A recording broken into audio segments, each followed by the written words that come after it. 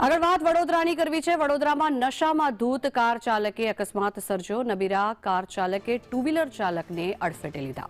Havmor circle પાસે આ અકસ્માત સર્જી નબીરો ફરાર થયો છે। પોલીસે કારનો પીછો કરી આ અકસ્માત સર્જ્યો। અકસ્માત સર્જનારને પોલીસે ઝડપી પાડ્યો છે। જોકે આ સમગ્ર મામલે પોલીસે વધુ તપાસ હાથ ધરી છે। નશામાં ધૂત કાર ચાલકે આ અકસ્માત કર્યો હોવાનું સામે આવ્યું છે। હેવમોર સર્કલ પાસે આ અકસ્માત સર્જાયો। નબીરા કાર ચાલકે પૂર ઝડપે આ કાર ચલાવી અને અકસ્માત સર્જ્યો હોવાનું સામે આવ્યું છે। જોકે પોલીસ દ્વારા પણ કારનો પીછો કરવામાં આવ્યો અને આ સમગ્ર મામલે પોલીસે વધુ તપાસ હાથ ધરી છે।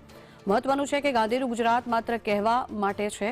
અનેકો વખત આ પ્રકારના કિસ્સાઓ સામે આવે છે અને નશામાં ધૂત જે કાર ચાલકો હોય છે તે લોકો અનેક લોકોને અડફેટે લેતા હોય છે। લોકોના જીવનું કોઈ ન પડી હોય તેવી અહીંયા સ્થિતિ સર્જાય છે। ત્યારે ફરી એકવાર આવા જ એક દ્રશ્યો સામે આવ્યા છે જેમાં નબીરા કાર ચાલકે ટુ વ્હીલરને ટક્કર મારી છે। અકસ્માત સર્જી નબીરો ફરાર થયો છે। વધુ માહિતી મેળવીએ। સંવાદદાતા હિરેન મોદી જોડાયા છે આપણી સાથે। હિરેન, જે રીતે ફરી એકવાર આવો અકસ્માત સર્જાયો છે, શું કાર્યવાહી હાથ ધરાઈ છે? ખાસ કરીને વાત કરીએ, વડોદરા શહેરમાં ડ્રિંક એન્ડ ડ્રાઈવના કેસ દિન પ્રતિદિન વધી રહ્યા છે અને સાથે સાથે અકસ્માતોનું પ્રમાણ પણ વધી રહ્યું છે।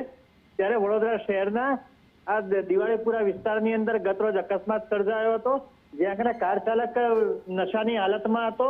એક્ટિવા ચાલક પિતા પુત્રીને અડફેટે લીધા હતા અને તાત્કાલિક ત્યાંથી ફરાર થઈ ગયો હતો।